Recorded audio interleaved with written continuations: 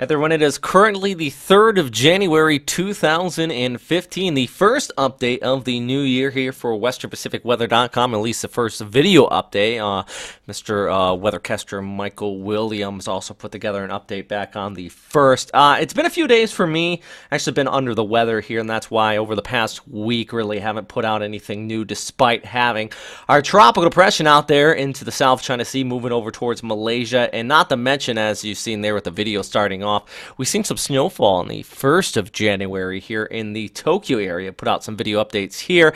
And also, meteorologist Jonathan O put out a video update you can check out on the Facebook page on that snowfall. But here in this update, let's get a look at the forecast. First, talking about that tropical depression, which at this time, it is still tropical depression Jangmi. I know there was some debate on if that storm system fell apart and reorganized or if it's something completely different. It is definitely the same low-level circulation out there in the South China Sea, really kicking up the waves, moving west very slowly, winds about 35 kilometers per hour.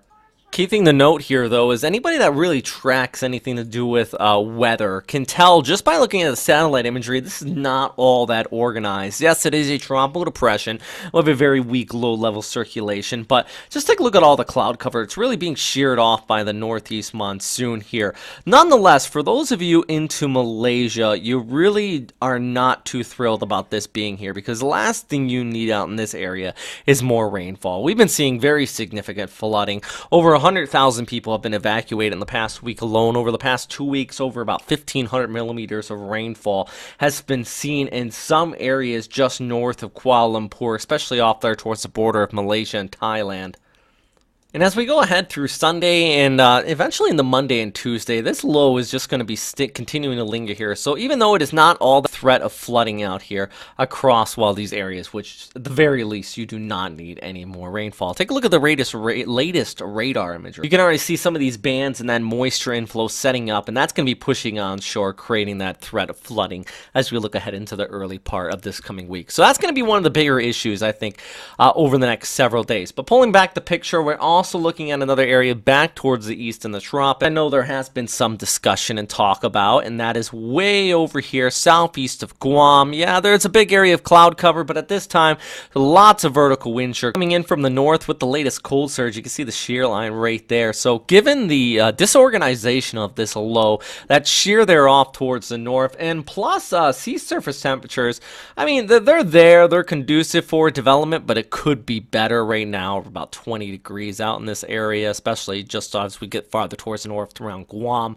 So I don't really see anything significant coming out of this low pressure area, but as we've seen in the past, especially with Jangmi, that kind of surprised us in the last second. It did some rapid development, but at least in that case there was some model support to hint at that. In this case, no gap, CMC, GFS, really not fully developing this low. Actually, the GFS is the most aggressive, and that keeps it even east of the Philippines out here. We can even scroll ahead through the overall outlook, and let's go ahead through next Tuesday, Wednesday into Thursday, and eventually this is by the next weekend. You have this low develop. It actually becomes a tropical storm, but stays north of Palau and eventually recurves towards the north and eventually the northeast away from the Philippines. This is based on one model, by the way, because the NavGem, you can just compare it up with that. It doesn't really have much of anything developing out of that area. So it's something in the long range, yes, we are keeping an eye on.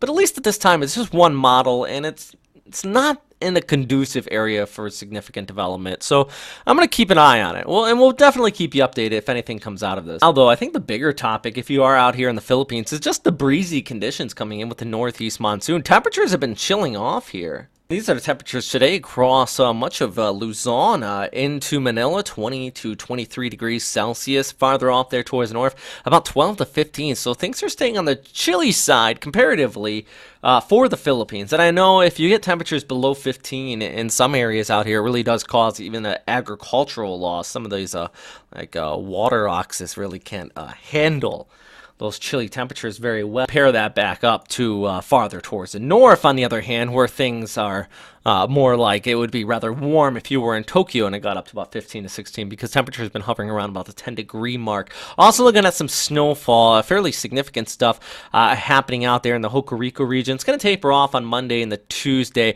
but then another storm is really going to be kicking up coming out of northeastern China. Take a look at this one as it does move through. This is going to be the big storm, I think, of the week for the northeastern portion of Asia.